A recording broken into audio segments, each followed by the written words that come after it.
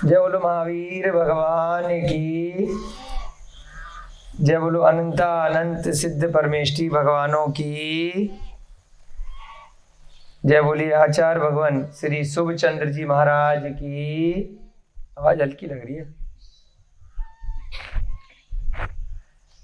जय बोलिए पांडव पुराण नामक ग्रंथ की, महाभारत के प्रसंग की, युधिष्ठिर, भीम, अर्जुन इत्यादि सभी मोक्षगामी महापुरुषों की, इस ग्रंथ के अनुवादकर्ता पंडित नंदलाल जी जैन विशारद जी की, इस युग के प्रथमाचार्य श्री चारित्र चक्रवर्ती आचार्य भगवान श्री शांति सागर जी महान मुनिराज की, सभी महानुभाव ज्ञानदानम गुरुकुल के छात्र छात्रागण, अन्य सभी बंधुजन, सभी अध्यापकगण एवं सभी अभिभावकगण, सभी को सादर जय जय। जय दो जिड़ंदो। हम सभी लोग यहाँ पर पांडव पुराण का स्वाध्याय कर रहे हैं। इस पांडव पुराण के स्वाध्याय में जो कथा चल रही है, हस्तिनापुर की नगरी में राजा श्रेयांश और उनके भाई सोमप्रभ और उनके पुत्र राजा जयकुमार का राज्य है। राजा जयकुमार स्वयंवर में सुलोचना नामक स्त्री का वरण कर लेते हैं। कालांतर में अचानक से वे दोनों एक दिन, एक कबूतर और एक कबूतरी, कपोत जिनको कहा है, ऐसे युगल को महल की छत पर अचानक से देखते हैं और देखते ही दोनों मूर्छित हो जाते हैं। कभी कभी कोई ऐसा निमित्त, ऐसा प्रसंग आ जाता है अकस्मात, चाहे वह मनुष्य हो या त्रियंच हो, किसी के भी जीवन में आ सकता है, जिसे देख करके आत्मा में जो पूर्व भव के संस्कार हैं वो जागृत हो जाते हैं। तो उसको कहा जाता है जाति स्मरण। कई भव पहले का भी याद आ सकता है, पिछले भव का भी याद आ सकता है। पूरा पूरा भव याद आ जाए ऐसा कोई जरूरी नहीं है, परंतु वहां जो वस्तु स्थिति, जो वस्तु देखी है, उसे देख करके उस निमित्त के कारण से कुछ कुछ याद आ जाता है।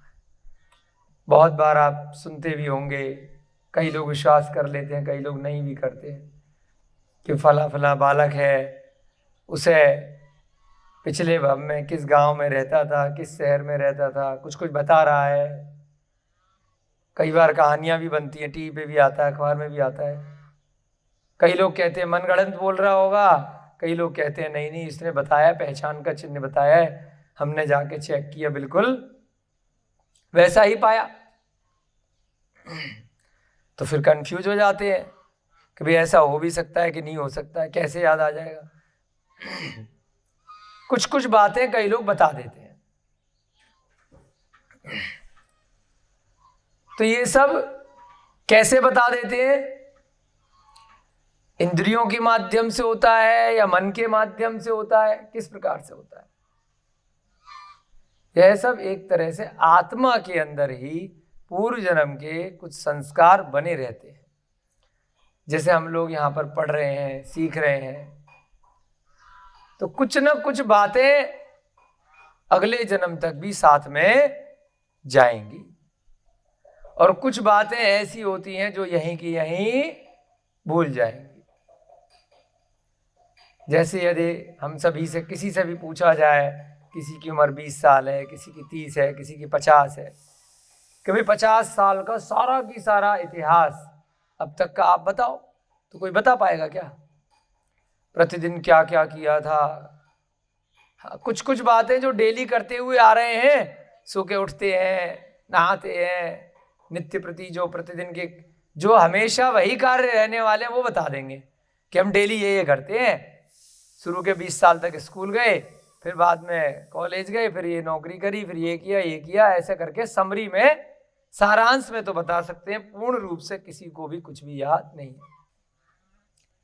परंतु मुख्य मुख्य बातें, कुछ घटनाक्रम हुए होते हैं, वो याद रहते हैं। ऐसे ही जाति स्मरण कोई निमित्त मिलने से यदि हो जाता है तो कैसे होता है कि ये चीज देखी, ये चीज मैंने पहले भी कभी देखी है, फिर एकदम झटके से याद आ जाता है। अब इनको क्यों हुआ? क्योंकि इन्होंने कबूतर देखे तो इनको याद आ गया एकदम से कि हम भी कभी कबूतर थे। कबूतर पहले भी देखे होंगे, ऐसा नहीं है, परंतु ध्यान से अचानक से देखा और दोनों ने एक साथ देखा, और दोनों ही एक साथ पिछले भव में कभी कबूतर की पर्याय में रहे थे। तो इस कारण से उस निमित्त को मिलते ही एक झटके में लगा और बेहोश हो गए कि मेरी प्रभावती कहाँ है और मेरे रतिवर कहाँ है। एक का नाम उस पर्याय में रतिवर था और एक का नाम बाद की पर्याय में प्रभावती हुआ। कबूतर कबूतरी का वह जोड़ा देखते ही वह दोनों मूर्छित हो गए, और जब मूर्छा उनकी दूर हुई, जब परिवारी जन वहां पर एकत्रित हुए, उन दोनों को जगाया गया, उठाया गया, तो जैसे ही उठे तो जैसे सदियों बाद उठे हो। एकदम याद आ गया कि हम तो पूर्व जन्म में कबूतर कबूतरी थे, और यहाँ पर हम मनुष्य पर्याय में इस प्रकार से, मैं राजा भरत चक्रवर्ती का सेनापति और तुम राजा अकंपन की पुत्री सुलोचना, हम दोनों का स्वयंवर रीति से किस प्रकार से विवाह हुआ है। अब सबकी परेशानी जिज्ञासा दूर करने के लिए सुलोचना ने अपना पूर्व भव का विवरण बताना शुरू किया कि किस प्रकार से हम लोग कुछ भव पहले, एक लड़के का नाम था सुकांत और लड़की का नाम था रतिवेगा, और एक था भवदेव।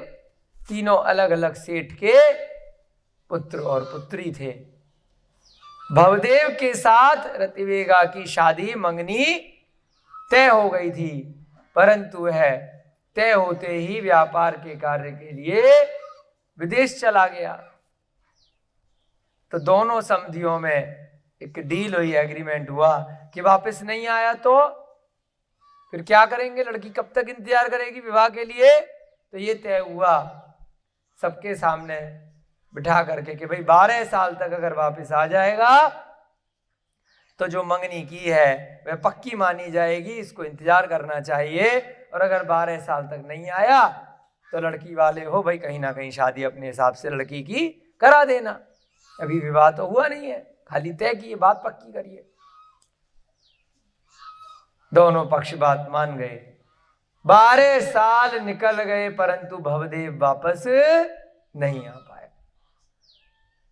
तो एग्रीमेंट के तहत रतिवेगा का विवाह तीसरे सेठ के पुत्र सुकांत के साथ कर दिया गया। उसके बाद कुछ सालों बाद वह भवदेव विदेश से व्यापार के कार्य से लौट करके वापस आ गया। जैसे उसे पता चला मेरी होने वाली पत्नी का विवाह कहीं और कर दिया गया है, उसको बहुत क्रोध आया और उसने गुस्से में क्या किया, तुम दोनों को जान से मार डालूंगा, जब तक नहीं वध कर दूंगा, जब तक चैन से नहीं बैठूंगा। उन दोनों के पीछे पीछे मारने के लिए दौड़ पड़ा। दोनों भागते भागते अपने आप को जंगल में छुपा लिए। जब जंगल में पहुंचे तो वहां पे एक राजा कुछ दिन के लिए आराम करने के लिए कुटिया बना करके जंगल में विश्राम कर रहा था। वे दोनों ने राजा से शरण मांगी कि हमारी जान बचाओ, इस प्रकार से एक आदमी हमें मारने के लिए पीछे पड़ गया है। राजा ने कहा कोई बात नहीं। सैनिकों के डर से वह भवदेव भाग गया कि अगर यहां पर कुछ करूंगा तो ये मुझे भी मार डालेंगे। कुछ दिन बाद राजा वहां से अपने राजमहल में चला गया वापस जंगल से, और उन दोनों ने वहीं पर जंगल में छुप करके शरण ले ली। कुछ राजा के सैनिक वगैरह भी वहां पर हमेशा व्यवस्था के लिए रहते थे।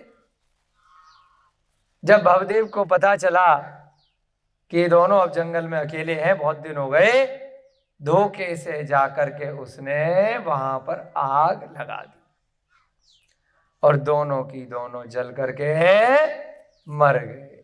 कोई दोष नहीं था, फिर भी मर गए। परंतु कहीं ना कहीं कोई कषाय रह गई होगी, कोई बैर भाव मन में बना रह गया, कोई मायाचारी रह गई होगी, जिस कारण से वह दोनों मर करके अच्छी गति में, मनुष्य की गति से निकले, परंतु आगे अच्छी गति में नहीं जा पाए। कहां पहुंच गए? दोनों की दोनों कबूतर कबूतरी बन गए। और उधर जिसने जला करके मारा था उसको भी सैनिकों ने पकड़ लिया और राजा के पास ले गए, और उसको क्या मिला? मृत्यु दंड। उसको भी फांसी की सजा मिल गई। वो भी कषाय में जाकर के मर गया बैर भाव के कारण से, चाहे कोई मोह के कारण से मरे और चाहे द्वेष के कारण से मरे, दोनों की दोनों बुरी गति में ही जाते हैं। समझ रहे मैडम?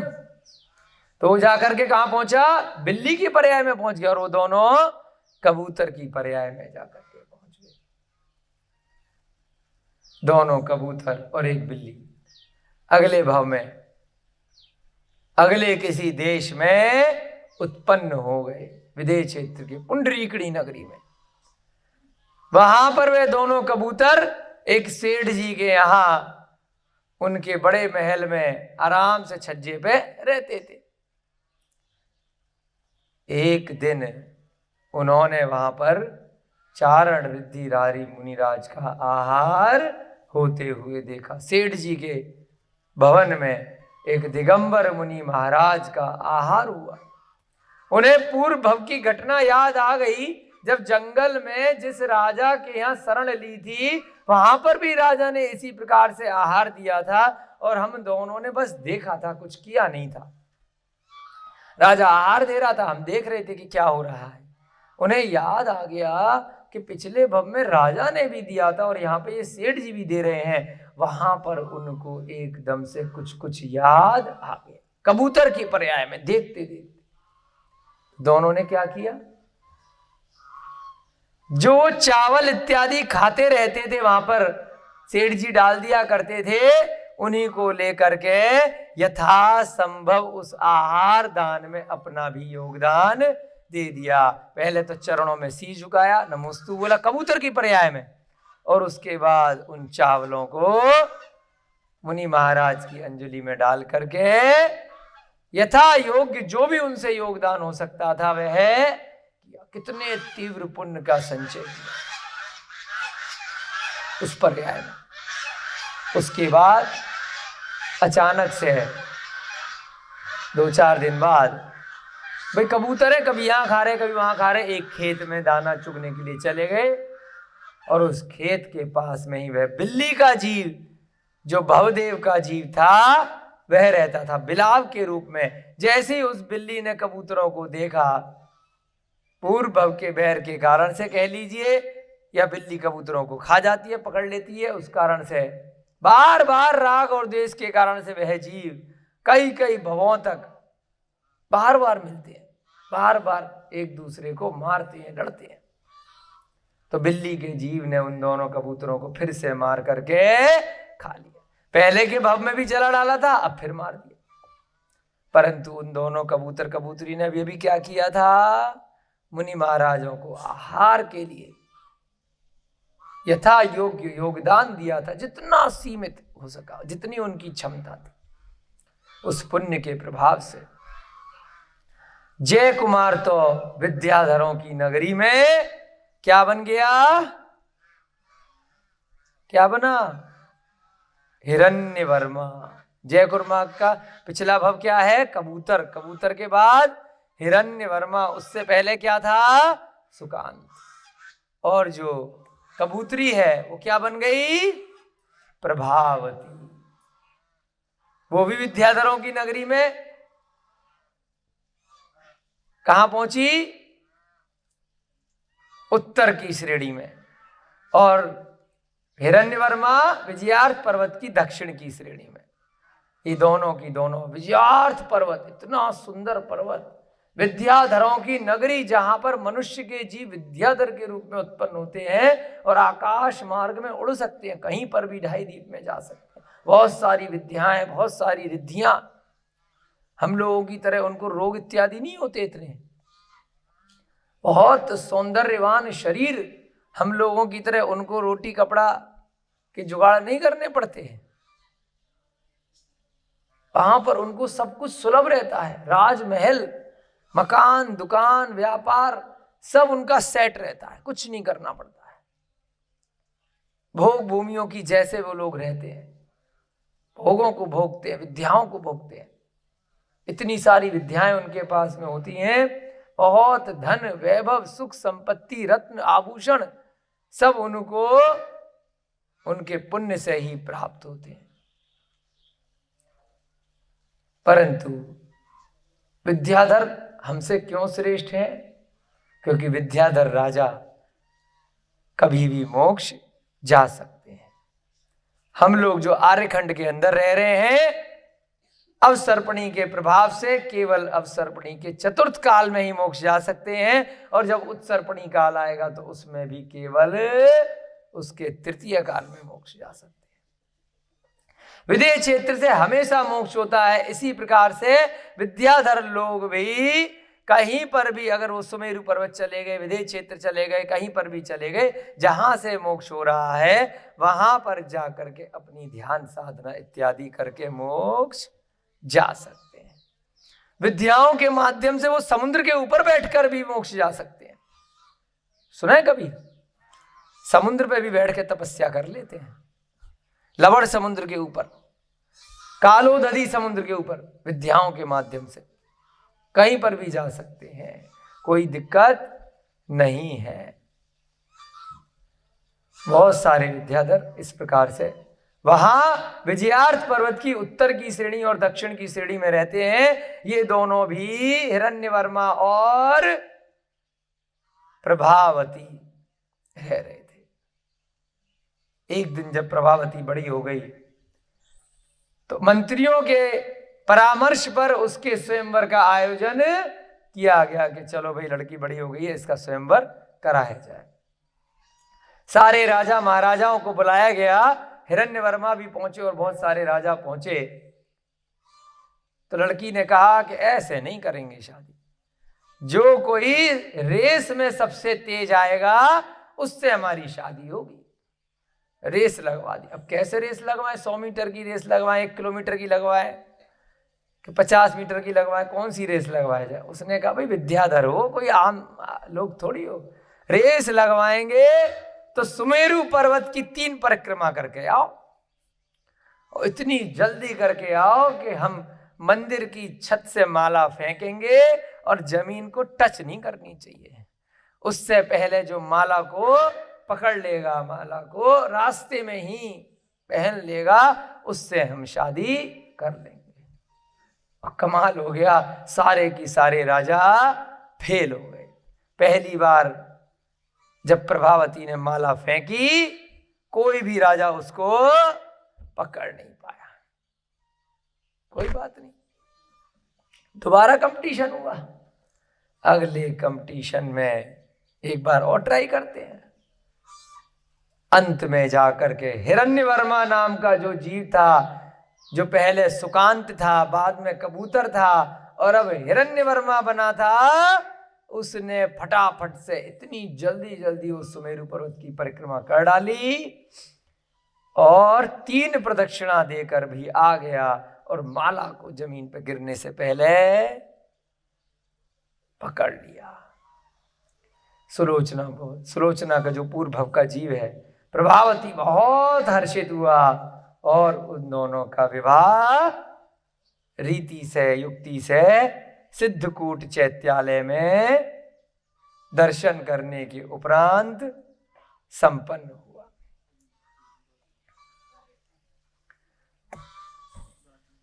आज का अध्याय, इसके आगे हम पढ़ेंगे किस प्रकार से जीवों की पर्याय होती है।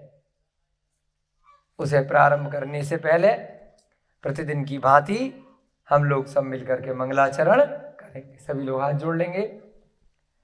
मंगलम भगवान वीरो मंगलम गौतमो गढ़ी मंगलम कुंद कुंदाध्यो जैन धर्मोस्तु मंगलम सर्व मंगल मांगल्यम सर्व कल्याणकारकम प्रधानम सर्व धर्माणाम जयदम जयतु शासनम जैनम जयतु शासनम जैनम जयतु शासनम। सर्वे श्रोतारः सावधानतया शृण्वन्तु। कल के प्रसंग में हमने ये देखा कि किस प्रकार से वह युवक और युवती सुकांत और उनकी पत्नी रतिवेगा, उनकी कोई गलती थी क्या? किसी ने उन्हें मार दिया? कोई गलती नहीं थी, फिर भी वो कबूतर कबूतरी बन गए। क्यों बने? मोह के कारण से। कुछ न कुछ बैर मन में आ गया होगा या कुछ राग रह गया होगा। ऐसी एक घटना पार्श्वनाथ भगवान की भी हमें याद आ रही है पार्श्व पुराण से। कमठ के जीव का नाम सुना है आपने? कमठ ने कितने दिनों तक बदला लिया। एक भव में वो कमठ का जीव उनका सगा भाई होता था और उस भाई ने उन्हीं की पत्नी के साथ में गलत व्यवहार कर लिया जब वे व्यापार के लिए बाहर गए हुए थे। राजा को पता चला तो उस भाई को दंड दे दिया, देश से निकाल दिया गधे पे बैठा करके। और वहां जाकर के बाद में उन्होंने बहुत मिथ्या तप किया, एक टांग पे खड़े होकर के तप करने लगे गुस्से में आकर के कि मैं कुछ रिद्धि सिद्धि लेकर आकर के इनसे बदला लूंगा। जब विदेश से वापस आया वह भाई, उसे पता चला कि ऐसे ऐसे हुआ है, तो उनने कहा कोई बात नहीं, भाई को समझा कर ले आते हैं, कोई बात नहीं, उनसे गलती हो गई होगी। मोह था भाई से। जब वे जंगल में पहुंचे अपने भाई से, वो कैसे गए कि क्षमा मांगने गए कि चलो जो हो गया भूल जाओ, आगे अच्छे से रहेंगे, आपने जो भी किया हम आपको क्षमा करते। वो तो क्षमा करने के लिए गए हैं, ध्यान दीजिएगा। और उस भाई ने क्या किया कमठ ने? अच्छा तू आया है बातें बनाने के लिए, एक शिला उठाई, बहुत बड़ी पत्थर की, उठा करके भाई के ऊपर फेंक दी। उनकी कोई गलती थी क्या भाई की? वो तो बेचारा कि चलो बात खत्म करते हैं, परंतु मोह के साथ में मर गए। अगले भाव में जो कमठ का हुआ सो हुआ। वह जो भाई थे ना पार्षद भगवान, वो त्रियंच गति में चले गए, हाथी की पर्याय में, कभी सांप की पर्याय में, कभी किसी पर्याय में, अलग अलग अलग। तो इन उदाहरणों से हमें सीखने को मिल रहा है कि अगर आपकी कोई गलती नहीं भी है और जरूरत से ज्यादा आप किसी से मोह करते हो, तो वो भी अच्छा नहीं है। सामने वाला तो अपना भव सुधार लेगा बाद में, परंतु मोह के चक्कर में ज्यादा पड़ोगे, गलत जीवों से मोह करोगे, तो जहां वो जाएंगे वहां आप भी पहुंच जाओगे। शायद ऐसे ही कुछ यहां पर कबूतरों के साथ रहा होगा कि उनको तो बेचारों को जला दिया गया, उनका कोई लेना ना देना, परंतु उनको कहीं ना कहीं कोई मोह रह गया, कोई राग रह गया, कोई द्वेष रह गया, जिनके कारण से इतने सारे जो हमें पशु पक्षी दिखाई देते हैं ना, सारे मनुष्य क्यों नहीं है?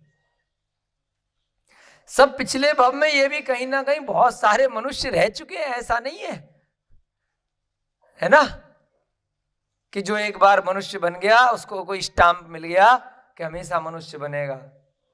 एक मत चल पड़ा है वर्तमान में ब्रह्म कुमारी बड़ा प्रचलित हो गया है। बहुत अच्छे कार्य कर रहे हैं वो लोग, शाकाहार के लिए और अन्य प्रवचन इत्यादि उनके आश्रम में बहुत अच्छे होते हैं। एक बार हमें भी मौका मिला उनके यहाँ 3 दिन रुकने का। गुड़गांव में पटौदी में उनका बहुत बड़ा आश्रम है। लॉयंस क्लब के हम जब अध्यक्ष थे उस समय, वहाँ पर 3 दिन का एक सेमिनार था, तो वहाँ हमें जानने को मिला बहुत सारी बातें ठीक है, परंतु कुछ बातें थोड़ी सी विचार जो उनके संत हैं उन्होंने अपने मन से डाल दिए हैं, थोड़ा थोड़ा सा। अच्छे संत महापुरुष हैं, परंतु उनका कभी भी वास्तविकता से, विचारों से कोई इस बात से लेना देना नहीं है। वे लोग ये कहते हैं कि जो मनुष्य बन गया तो हमेशा मनुष्य ही रहेगा, चाहे कुछ भी करता रहे, चाहे कितने मर्डर कर दे, और जो चिड़िया बन गया वो चिड़िया ही रहेगा। तो लॉजिकली फिट नहीं बैठती बात। कर्म सिद्धांत तो वो सिखाते हैं, परंतु कर्म सिद्धांत के अनुरूप नहीं बैठती कि किस प्रकार से जो कबूतर बन गया उसने कुछ भी अच्छा किया फिर भी कबूतर रहेगा, जो आदमी है उसने कितना भी बुरा कर दिया वो आदमी रहेगा। ऐसा कैसे हो सकता है? जैन धर्म के सिद्धांत बिल्कुल भगवान महावीर के सिद्धांत हैं, आदिनाथ से सिद्धांत है, अनादिकाल से सिद्धांत चले आ रहे हैं। कोई भी जीव जब तक संसार में है अपने पाप और पुण्य के हिसाब से चारों गतियों में 84 लाख योनियों में जन्म और मरण कर सकता है। एक बार जब वह मोक्ष पहुंच गया, जब उसको पंचम गति प्राप्त हो गई, जब वह सिद्ध शिला पर पहुंच गया, उसके बाद वह मुक्ति पथ से लौट करके वापस कभी भी संसारी अवस्था में पुनः नहीं आता है। उससे पूर्व वह मनुष्य गति, त्रियंच गति, देव गति, नरक गति में कहीं पर भी भ्रमण कर सकता है। कोई गारंटी नहीं है कि पहले मनुष्य था तो बाद में चिड़िया नहीं बन सकता है, बिल्कुल बन सकता है।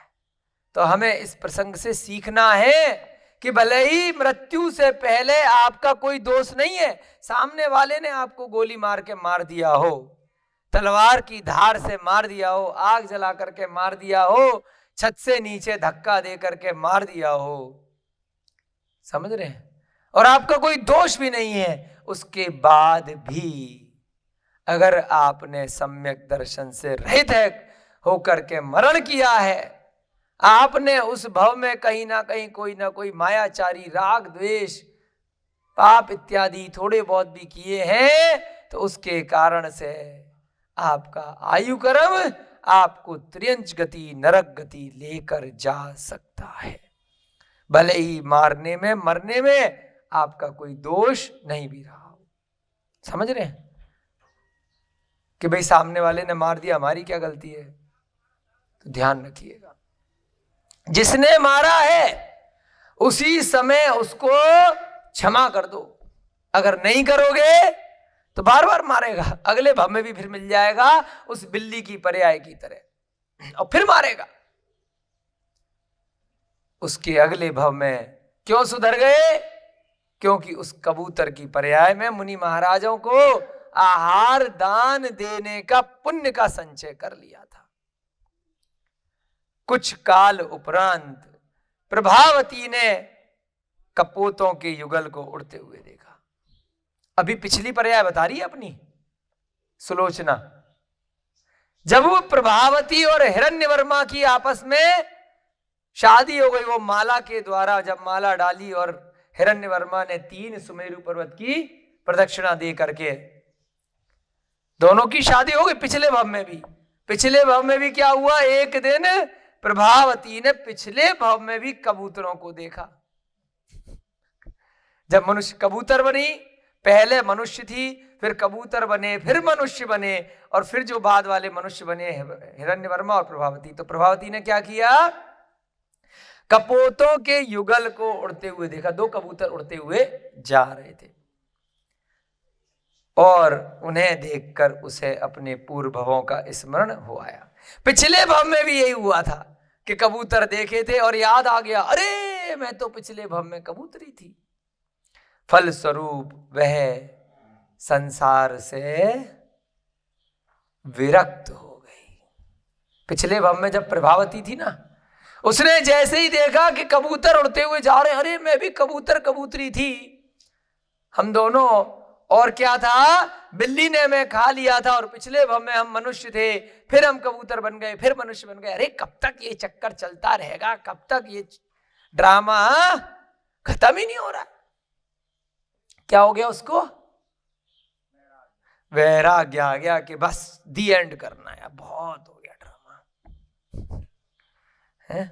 फिर कोई मुझे मार करके चला जाएगा, फिर कोई खा लेगा, फिर कोई मार देगा, अब नहीं रहना इस संसार में। उसी समय एक चारण रिद्धिधारी मुनि से उसने निवेदन किया कि उसके पूर्व भवों की कथा को सविस्तार कहने की कृपा करें। पिछली पर्याय में जब वो प्रभावती की पर्याय में थी, उसे कबूतर को देख करके वैराग्य सा आ गया, और वहीं पर उसे उस भव में भी चारण रिद्धिधारी मुनि राजाओं के दर्शन हुए। क्यों हुए? क्योंकि प्रभावती कौन है? विद्याधर की पुत्री है।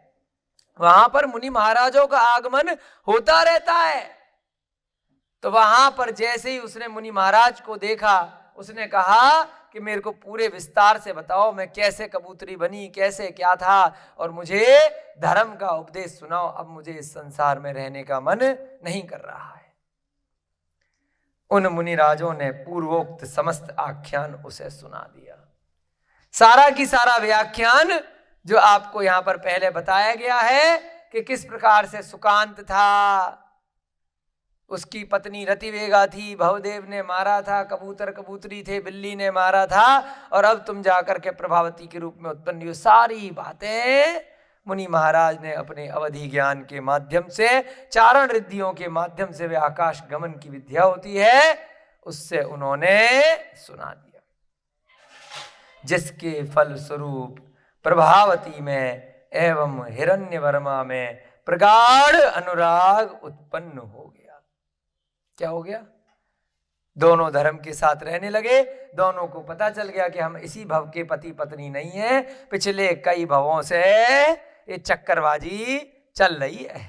कबूतर में भी तुम मेरी कबूतरी थे, है ना, मनुष्य में भी मेरी पत्नी थे, अब फिर बन गए मनुष्य में। समझ रहे मोह के कारण क्या होता है? ज्यादा मोह करोगे तो कोई सुअर बन जाएगा तो तुम सुअर ही बन जाओगे, गधा बन जाएगा तो गधी बन जाओगे, आदमी बन जाएगा तो तुम उसकी औरत पत्नी बन जाओगे। और अगर वह मुनि महाराज बन जाएगा तो तुम आर्यिका बन जाओगे। याद है नेमिनाथ और राजुल की कथा? याद है वे आदिनाथ और श्रेयांश की कथा?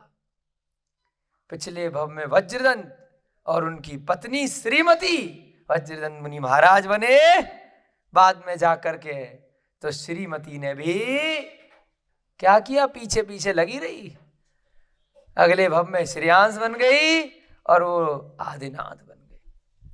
अच्छा काम कर रहा होगा तो ऐसे जीवों से मोह करो, जो सम्यक दृष्टि है, सम्यक ज्ञानी है, जो वो कर रहे हैं उनके पीछे पीछे लग जाओ।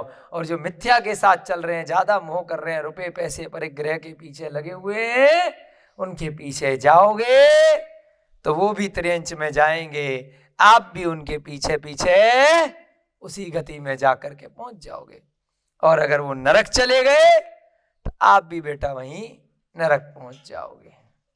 तो इसलिए क्या किया, प्रभावती ने जब घटना सुनी तो हिरण्यवर्मा ने भी सुन ली सारी कहानी, और दोनों को पता चल गया, बहुत अनुराग हो गया। एक दिन क्या हुआ, हिरण्यवर्मा के पिताजी का नाम क्या है? आदित्यमती। क्या नाम है? पिताजी का नाम है आदित्यमती। एक दिन मेघ राशि को विलीन होते देखकर, मेघ माने बादल, बादल जा रहे, रोज देखते हैं वैसे तो बादल, लेकिन क्या होता है किसी दिन निमित्त बनता है। जैसे कबूतर रोज देखते हैं, किसी दिन निमित्त बनता है। देखो रोज दोनों बैठे रहते हैं ऊपर, सारी कक्षा पूरी सुन रहे दोनों कबूतर कबूतरी। इनका भी पूर्व भव का हो सकता है कोई अनुराग रहा हो, एक साथ धर्म को पहले भी कभी सुना हो, किसी भव में किसी पर्याय में, आज फिर से सुन रहे हैं। हाँ, पूरा अध्याय सुनेंगे ये पांडव पुराण का, कबूतर कबूतरी की कथा। डेली आके बैठते यहीं पर बिल्कुल एकाग्र चित्त होकर के, दोनों की दोनों है। एक दिन क्या हुआ, मेघ राशि को विलीन होते देखकर, में यानी कि बादल गायब हो रहे हैं। बहुत बार पहले भी होते होंगे, परंतु एक दिन देखा, और उसे देख करके आदित्यमती जो राजा है, हिरण्यवर्मा के पिता हैं, उनको क्या हुआ, मेघों की राशि गायब हो रही है अभी, और थोड़ी देर में ये बादल चले गए। क्या सीखा, जीवन है पानी की बूंद, कब मिट जाए रे। है आगे सुनाओ संकल्प भैया। जीवन होनी अनहोनी क्या घट जाए रे। जीवन है पानी की बूंद, जैसे पानी की एक छोटी सी बूंद होती है, कितनी देर रहता है वो बुलबुला, बुलबुला बना, और कितनी देर आप लोग कपड़े धोते हैं तो कई बार बुलबुले बन जाते हैं ना, साबुन से, सर्फ से, ऐसी पानी में बुलबुला बन जाता है, कितनी देर रहता है। अनादिकाल से हमारी आत्मा कितनी पर्यायों में जन्म ले रही है, मरण कर रही है। अगर पूरा की पूरा जीवन देखेंगे ना उस पानी के समान, तो उस बुलबुले के समान है, उस बूंद के समान है पूरा की पूरा जीवन। ऐसे ही उन बादलों को देखा उस राजा आदित्यमती ने, कहा अभी तो बने थे 1 घंटे पहले, और कहां गायब हो गए। ऐसे ही मेरा पूरा जीवन, ये राज परिवार, ये आभूषण, ये राजमहल उस पानी की बूंद के समान है, उस बादल के समान है, अभी आया और अभी चला गया। ये मेरा पूरा जीवन, मैं पैदा हुआ इतने भोग विलास में मैं जीता रहा, और अब समाप्त, मैं बूढ़ा हो गया। अरे भैया, ये बादल तो बेचारा अपना संसार समाप्त नहीं कर सकता, उद्गल है, परंतु मेरे अंदर जो आत्मा है, जो जीव है, वह अपना संसार समाप्त कर सकता है। वैराग्य आ गया। किसको आ गया? आदित्यमती को। किसे देख करके आ गया? बादलों की राशि को देख करके, और उसे संसार की असारता का ज्ञान हो गया। असार माने, सार क्या होता है कि किसी, कोई बेस है, कोई सार है। जैसे कि पेड़ का सार क्या है? तना है ना, एक जड़ है, एक सार है जो उसको पकड़ के रखता है। इस संसार का कोई भी सार नहीं है, अपने आप चल रहा है, कोई आधार नहीं है इसका, कुछ भी नहीं है। किसने बनाया, किसने चलाया? अरे ब्रह्मा जी बना रहे, उन पे कोई काम नहीं क्या? शिव जी चला रहे, विष्णु जी चला रहे, क्यों संहार करेंगे? किसी से कोई दुश्मनी है क्या उनकी? पालन कर रहे, क्यों बनाएंगे? क्यों संहार करेंगे? क्यों पालन करेंगे? किसी का अच्छा कर रहे, किसी का बुरा कर रहे, किसी से दुश्मनी क्या उनकी? और किसी से ज्यादा उनको सेटिंग है क्या? रिश्वत लेके बैठे क्या? इस संसार को अगर कोई चला रहा है तो मात्र कर्म चला रहे हैं।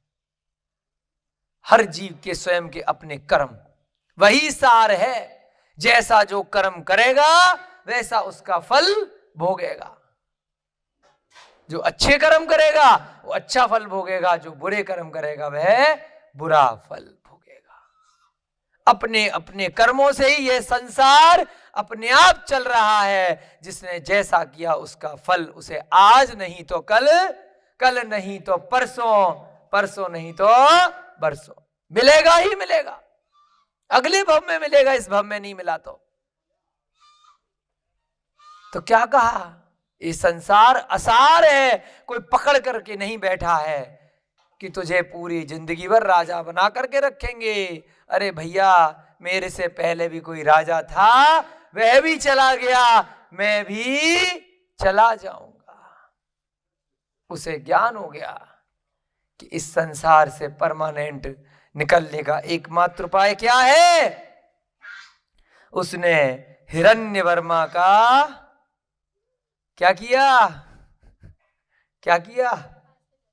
राज तिलक। बैठो भाई साहब, हम चले, बड़े हो गए, शादी हो गई, कब तक हम यहाँ चक्कर में बैठे रहेंगे तुम्हारे लिए। और कहां चले गए? जिन दीक्षा ले ली, दिगंबर मुनि बन गए। कौन? इतने बड़े राजा क्यों बन गए?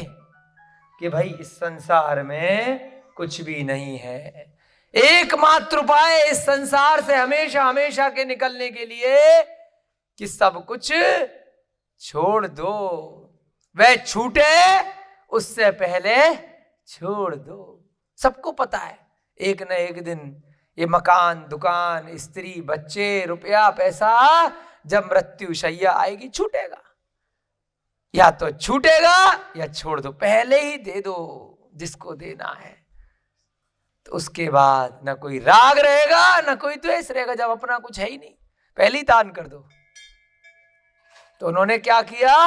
राज्य बेटे को दे दिया, बाकी रुपया पैसा दान दक्षिणा जो देनी थी वो दे करके जिनेंद्र भगवान की शरण ले ली, दिगंबर मुनि बन गए। हिरण्यवर्मा ने न्याय पूर्वक दीर्घ काल तक राज्य किया। अब पिताजी ने राज्य दिया था तो न्याय पूर्वक राज्य किया, छल कपट नहीं किया, मायाचारी नहीं करी। परंतु जैसा पिता वैसा पुत्र। पुत्र ने क्या किया है? हाँ, शंकर भैया जी के लिए तालियां बजाओ, बहुत सुंदर। ये चैन चलती है? हिरण्यवर्मा ने भी निमित्त पाकर के संसार से उदासीन हो गया एवं अपने पुत्र स्वर्णवर्मा, हिरण्यवर्मा के पुत्र का क्या नाम था? स्वर्णवर्मा। हिरण्यवर्मा ने बिल्कुल सही पकड़ लिया शंकर जी ने, उसने अपने पुत्र को दे दिया। हमने भी नहीं पढ़ा था, कमाल हो गया। ऐसे होते हैं संस्कार, चैन चलती है? अपने पुत्र स्वर्णवर्मा को राज्य प्रदान कर स्वयं जिन दीक्षा ले ली। पिछले भाव में दिगंबर मुनि बना था, तब जाकर के अब जय कुमार बनेगा। ऐसे ही थोड़ी ना 14 रत्न चक्रवर्ती के हैं। और इस भाव में देखेंगे क्या करेगा। क्या किया? स्वर्णवर्मा को राज्य देकर के हिरण्यवर्मा ने जिनेंद्र भगवान की शरण ले ली, दिगंबर मुनि बन गया और वन में चला गया। एवं वहां जाकर श्रीपाल नामक मुनि से दीक्षा ले ली। किससे दीक्षा ली हिरण्यवर्मा ने? श्रीपाल मुनि से। एक श्रीपाल वो अलग है, कामदेव है ना, ये क्या है? श्रीपाल मुनि है। अपने पति को इस प्रकार विरक्त होते देखकर, सुनिएगा मैडम जी, अपने पति को इस प्रकार विरक्त होते देखकर प्रभावती कब गृहस्थी में रहने वाली थी? है नीरज भैया, समझ लो, सबके लिए उदाहरण है। पहले कहा था ना कि अगर आपने ज्यादा मोह किया रागी व्यक्ति से तो उसके पीछे पीछे वो सांप बनेगा तो तुम भी सांप बन जाओगे। वो रुपए पैसे के पीछे भागेगा तो तुम भी पीछे भागोगे। वह कषायों में लिप्त रहेगा तो आप भी कषायों में लिप्त रहोगे। और वह अगर मुनि महाराजों के पास जाएगा तो आप भी कहां जाओगे? नेमिनाथ के पीछे पीछे गई थी राजुल। ये नहीं कि अरे मेरे पति ने दीक्षा ले ली, हाय राम हाय राम हाय राम, मेरी दूसरी शादी कराओ। नहीं, शादी नहीं करी राजुल ने। कहां गई? पीछे पीछे उसने भी जाकर के गिरनार पर्वत पर केश लॉन्च कर डाला। राजमती आर्यका बन गई, है ना। तो यहां क्या कहा? प्रभावती क्या बन गई? अपने पति को इस प्रकार विरक्त होते देखकर प्रभावती कब तक गृहस्थी में रहने वाली थी, उसने भी गुणवती नामक आर्यका से दीक्षा ले ली। तुम जाओ श्रीपाल जी के पास, हम जाएंगे अपनी सेटिंग के पास। वो कहां पहुंची? गुणवती नामक आर्यका के पास, कि मुझे भी दीक्षा दे दो। और तपस्या करके देह यष्टि को क्रश करने लगी। कहां कितनी बड़ी प्रभावती कि माला फेंक करके स्वयंवर करा रही है। हजारों राजा कंपटीशन में आए हैं और कहा इतना घोर तप किया, इतना घोर तप किया आर्यका बन करके कि अपनी देह से बिल्कुल राग समाप्त कर दिया। आत्मा अलग, शरीर अलग, कोई टेंशन नहीं। कुछ अवधि के उपरांत हिरण्यवर्मा ने एवं प्रभावती ने वहां से विहार कर दिया। एक ही संघ में थे, ऐसा नहीं है, समझ रहे हो? मतलब साथ साथ पूरा संघ है। उन्होंने माता जी से दीक्षा ले ली, उन्होंने श्रीपाल जी से ले ली, और साथ साथ मुनि महाराज आर्यका ने अब विहार करने लगे जगह जगह जगह जगह। विहार करते करते पुंडरीकणी नगरी में जा पहुंचे। क्या समझे? कहां पहुंचे दोनों? पुंडरीकणी नगरी में, वही विदेह क्षेत्र में। वहां प्रभावती को देखते ही प्रिय दत्ता सेठानी ने अपनी शिक्षिका आर्यका गुणवती से जिज्ञासा करी। उनकी माता, सारा पूरा संघ साथ में चल रहा है। आर्यका कौन है? गुणवती। उनकी जूनियर कौन है? प्रभावती। और इधर साथ में हिरण्यवर्मा और गुरुजी श्रीपाल वगैरह, पूरा संघ है। चतुर्विध संघ बोलते हैं इसको। क्या बोलते हैं? चतुर्विध संघ। बोलो। 4 प्रकार का। क्या क्या होता है उसमें? मुनि, आर्यका, चुल्लक, चुल्लिका, श्रावक, श्राविका, सब होते है ना, चतुर्विध संघ। तो उसमें क्या किया, वहां पर एक सेठानी जी के यहाँ आर वगैरह हुआ होगा, तो सेठाजी ने पूछा अपनी शिक्षिका, यानी कि जो माता जी हैं, सीनियर माता जी हैं, गुणवती, जिज्ञासा करी, हे माता जी एक बात बताओ, ये कौन है आपके साथ में छोटी माता जी? कोई तो बात है, इनको देख करके किस कारण से मेरे हृदय में अनुराग का अगाध सागर उमड़ आया है। आपके संग ये बड़ी अच्छी सी एक माता जी चल रही है? क्या बात है, मेरा मन कर रहा है बार बार इनको देखता रहूं, इनसे बात करती रहूं, इनकी बड़ी सेवा करूं। बताओ आप जरा, आप इतनी सीनियर है, क्या कारण है? कमाल हो गया। देखो कहां से कहानी कहां जा रही है। गुणवती से एक सेठानी पूछ रही है विहार करते करते कि आपकी जूनियर माता जी मेरे को बड़ी अच्छी लग रही हैं, आपको इतना ज्ञान हो तो कुछ बताओ ना, क्या कारण है? अच्छा, उसका प्रश्न सुनकर स्वयं प्रभावती बोल उठी। प्रभावती स्वयं बोल उठी एकदम से। क्यों? कुछ ध्यान आ रहा? प्रभावती ने और हिरण्यवर्मा ने कबूतर को देख करके चारण रिद्धि मुनि महाराज से कुछ पूछा था, अपने पूर्व भव की घटना। ध्यान है? उनने बताया था बेटा तुम कबूतर कबूतरी थे, उससे पहले तुम सुकांत और रतिवेगा थे। अब जैसे ही वह पुंडरीकणी नगरी में पहुंचे हैं, वो सेठानी कौन है? कौन है सेठानी? जिसके घर के छज्जे पे वो कबूतर कबूतरी थे, जिसको वो चावल डाला करती थी। क्या बोली प्रभावती? अरे रुको, इनसे क्या पूछ रही हो, मैं बताती हूं। प्रभावती बोली, अरे सेठानी जी, तुम्हें अपने घर में रहने वाले उस कपोत युगल का स्मरण नहीं है क्या? जो बैठे हैं, तुम्हारे घर में बैठे रहते थे, तुम्हें ध्यान है? तुम और सेठ रोज चावल डालते थे, एक दिन मुनि महाराज आए थे, ध्यान है? होता है ना मैडम को डिक्सी डिक्सी, जारवेस जारवेस, वो गधा, पता चला ये पहले नंबर लगा के चला गया और अपन यही रह गए। तो सेठानी ने पूछा कि इसको देख करके मुझे बहुत अनुराग आ रहा है, इस आर्यका को देख करके। क्या कहा? प्रभावती बोली, तुम्हें अपने घर में वो कपोत युगल का स्मरण नहीं है का, जिनका नाम तुम लोगों ने रतिशेण और रतिवर रखा था? हमें रोज रतिशेण इधर आ, ले चावल खा, रतिवर यहां पर आ, ले ये खा, रोटी खा। है मैं रतिशेण हूं। हैं? क्या चक्कर है भाई? रतिशेण लड़की का नाम था और रतिवर जो कबूतर था उसका नाम था, मैं वही कबूतरी रतिशेड़ हूं। कौन कह रही है? प्रभावती बता रही है। पिछले 3 भव निकाल लिया कबूतर के बाद, एक भव और निकाल लिया उसके बाद, हाँ प्रभावती बन गई उसके बाद। तब सेठानी ने कहा, अच्छा, जिज्ञासा करी, वो रतिवर कहाँ है? दोनों एक दिन गए थे कहीं, आए नहीं लौट के। अब इन्हें थोड़ी मालूम था बिल्ली ने खा लिया था।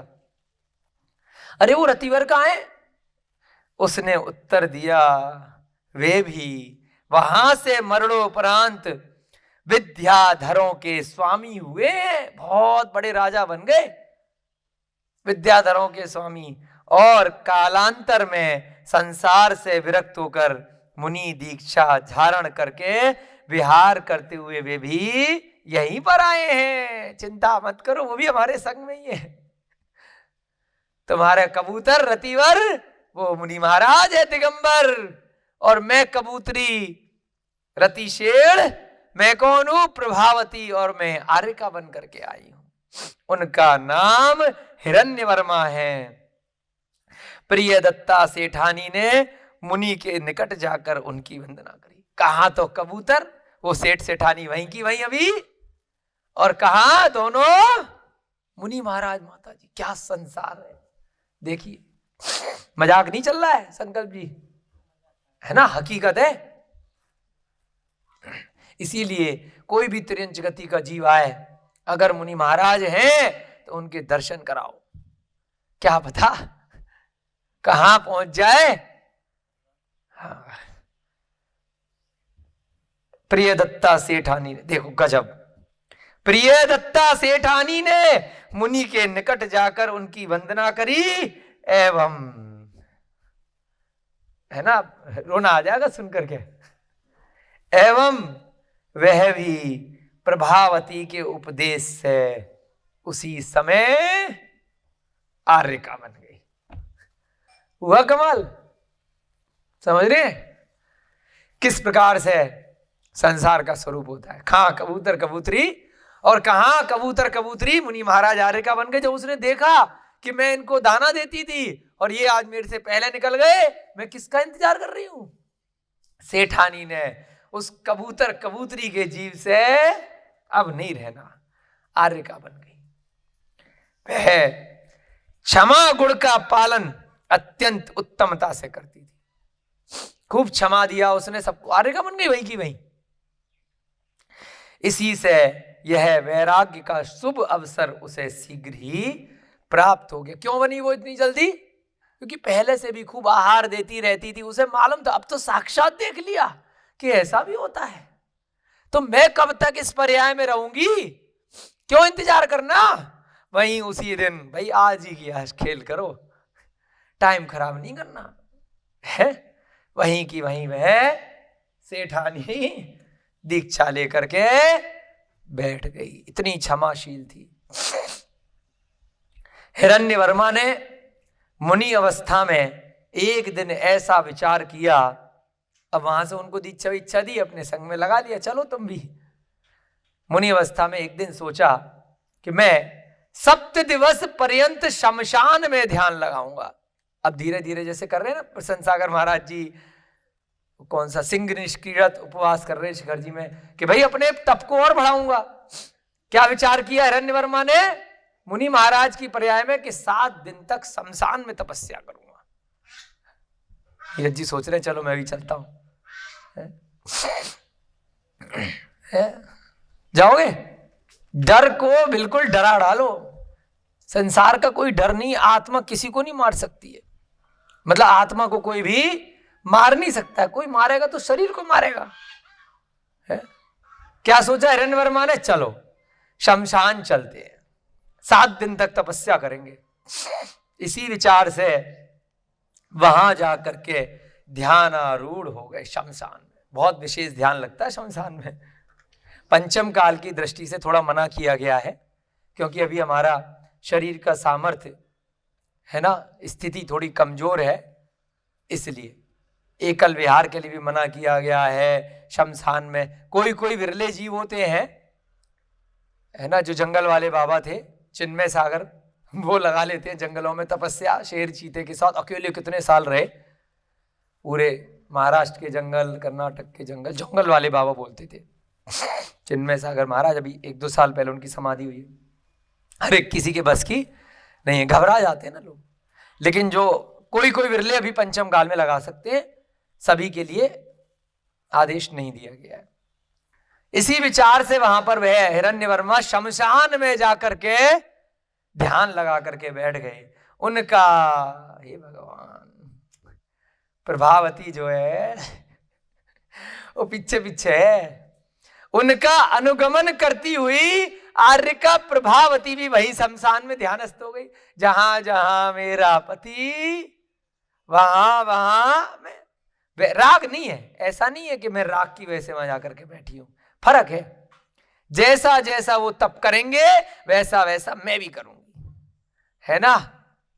राग करो तो ऐसा करो कि वो जाएंगे मोक्ष तो मैं भी जाऊंगी, वो जाएंगे नरक तो मैं नहीं जाऊंगी, तुम अकेले जाओ। अगर तुम्हें पाप करने का शौक है, मैं थोड़ी, अगर तुम अच्छा काम करोगे तो करूंगी। प्रभावती भी उनके पीछे पीछे जाकर के शमशान में ध्यानस्थ हो गई। हे भगवान, फिर वही गड़बड़। इधर उस बिलाव के जीव, बिलाव कौन है? जिस बिल्ली ने खाया था, जिस धनदेव ने जलाया था, अभी भी पीछा नहीं छोड़ रहा है। ओ, बिलाव के जीव विद्युत चोर, नाम सुना है? विद्युत चोर बन गया वो, है? बिल्ली का जीव धनदेव, देखिए क्या हो रहा है उसका, फिर पीछे पीछे आ गया, चोर बन गया। बिल्ली का जीव कालांतर में चोर। क्या नाम है? विद्युत चोर। सुना है नाम? विद्युत चोर है मैडम, यही है वो विद्युत चोर। बिल्ली का जीव विद्युत चोर ने प्रिया दत्ता सेठानी की दासी से मुनिराज द्वारा कहे हुए पूर्व भव का वर्णन ज्ञात कर लिया। क्या किया विद्युत चोर ने? विभंग अवधि नामक एक उसको ज्ञान हो गया इस प्रकार से, यानी कि उल्टा सीधा ज्ञान। करा अच्छा, सोच रहा है बुरा।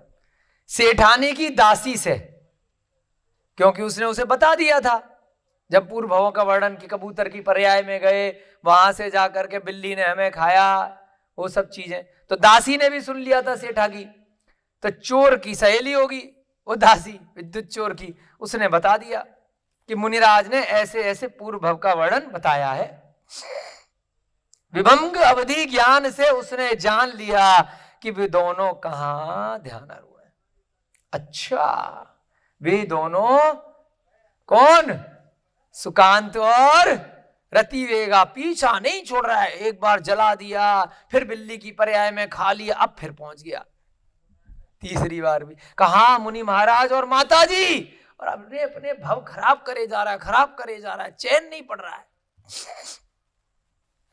है ना। कितना बुरा होता है द्वेष।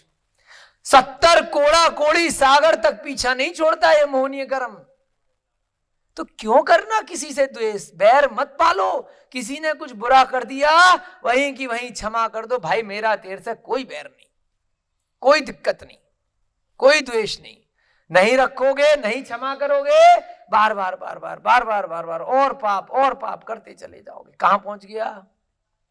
उसने वहां पहुंचकर उन दोनों को प्रज्वलित चिताग्नि में झोंक दिया। दोनों को लिया, बेचारे 7 दिन के लिए वो माताजी ध्यान लगा रही हैं, 7 दिन के लिए वह मुनि महाराज हिरण्यवर्मा ध्यान लगा रहे हैं। क्या करा विद्युत चोर ने? शमशान घाट में जाकर के दोनों को फिर से आग लगाई। शमशान में लकड़ी वकड़ी तो रहती है, जिंदा जला डाला मुनि महाराज और माताजी को। बताओ, प्रज्वलित चिताग्नि में झोंक दिया। कोई पहले से जल रही होगी किसी की चिता की, उठाया फेंक दिया, जिंदा जला डाला। किनको? मुनि महाराज को। बचा नहीं सकते अपने को? नहीं। ध्यान, बिल्कुल भी प्रतिकार, प्रतिरोध, प्रतिशोध कुछ भी नहीं करेंगे। ऐसे होते हैं मैं मुनि महाराज। उस समय आए हाय, शब्दों को सुनो। उस समय उन दोनों ने, सुनो बेटा, बेटा बाद में बात करना, कक्षा की बात। उस समय उन दोनों ने इस कठिन परिचय को धैर्य के साथ सहन कर लिया। ये क्या हो बेटा? वो मिर्ची लगा लेना। हाँ अच्छा। उस समय इन दोनों ने क्या किया? कितना कठिन परिचय है, शरीर जल रहा है, आत्मा नहीं जल रही। जो पढ़ा था, जो सुना था, जो प्रवचनों में जाना था, आत्मा अलग, शरीर अलग, उसको साक्षात अनुभव करने का अवसर प्राप्त हो रहा है। शरीर जल रहा है, शरीर को कष्ट हो रहा है, आत्मा को कष्ट नहीं हो रहा है। आत्मा के ऊपर कार्मण शरीर, कार्मण शरीर के ऊपर कौन सा शरीर? हाँ बताओ। तेजस, कार्मण शरीर, तेजस शरीर, औदारिक शरीर, कोई भी नहीं जल रहे हैं। क्या जल रहा है? औदारिक शरीर, ऊपर ऊपर का। आत्मा जल रही है क्या? नहीं, आत्मा तो अजर अमर है, ऐसा सोच रहे हैं। इतने कठिन परिचय को दोनों ने धैर्य के साथ सहन किया। कोई द्वेष नहीं, जिसने मारा है कोई बात नहीं। इसलिए पुण्य के प्रभाव से मरणोपरांत वे कहां पहुंचे? कहां पहुंचे भैया जी? है नहीं, मरने के बाद कहां पहुंचे? कुछ तो तुक्का लगाओ। कभी भी मुनि महाराज और आर्यका माता जी सम्यक दर्शन के साथ अगर मनन करते हैं तो मनुष्य नहीं बनते हैं, हाँ देव बनते हैं, स्वर्ग के देव। मरणोपरांत वे स्वर्ग में देव हुए। क्या बने? देव बने। उसके बाद की पर्याय है, ऐसी थोड़ी ना डायरेक्ट आ जाएगा जय कुमार रत्न बन करके। भरत चक्रवर्ती डायरेक्ट थोड़ी आएंगे, स्वर्ग से आते हैं। चक्रवर्ती आदिनाथ भगवान कोई मनुष्य से डायरेक्ट थोड़ी आएंगे, सर्वार्थ सिद्धि से आते हैं। हाँ, कहां पहुंचे मैडम? स्वर्ग में देव बन गए। कहां कबूतर कबूतरी, कहां मुनिराज और कहां स्वर्ग के देव। यह चर्चा जब राजा स्वर्णवर्मा ने सुनी, स्वर्णवर्मा कौन है? हिरण्यवर्मा के पुत्र जो अब राजा बन गए हैं, कि मेरे पिताजी मुनि महाराज को जला करके मार दिया, तो उसने विद्युत चोर को प्राण दंड देने का निश्चय किया।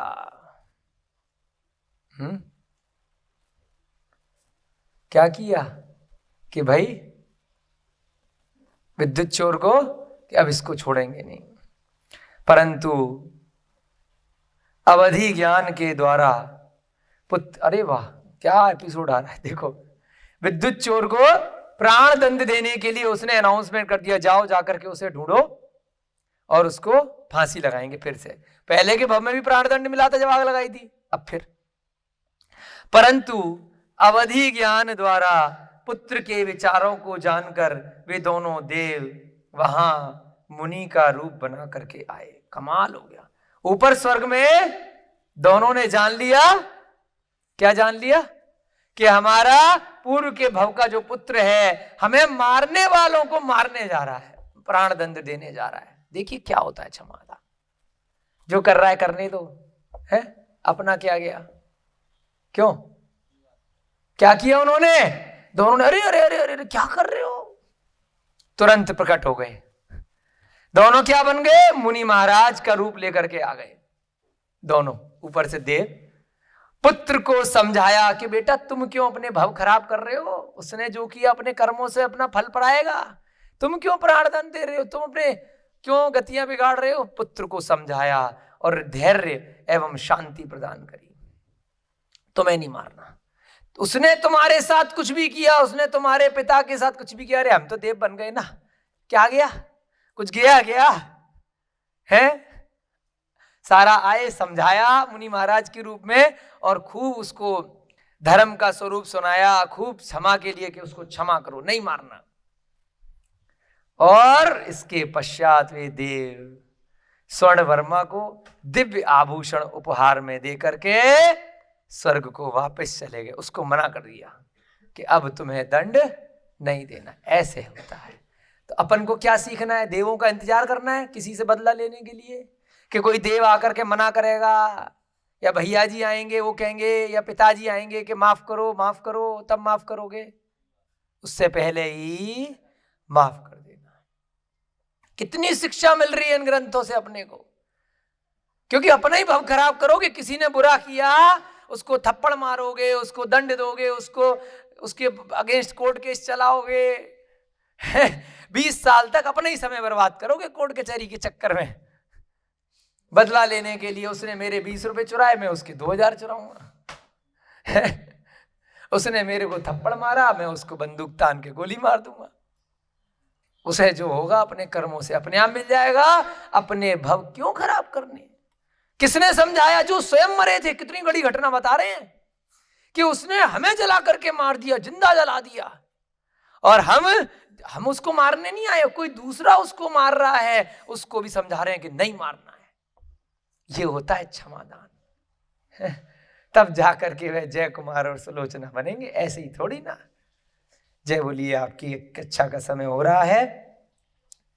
भविष्य में जाकर के पांडवों की हम कथाएं सुनेंगे इस प्रकार से।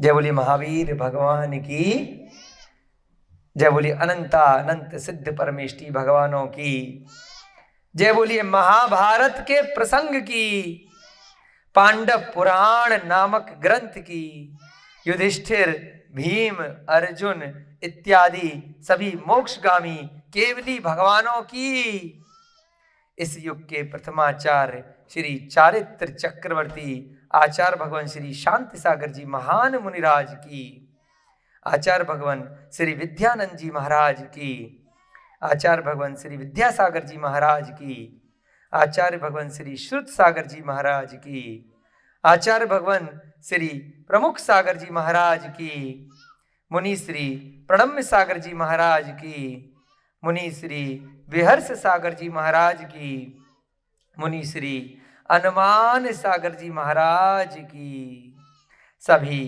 बच्चों को, बड़ों को, सभी अतिथियों को, सभी श्रावक श्राविकाओं, सभी श्रोताजनों को जय दू जिणंदो, जय जिनेन्द्र।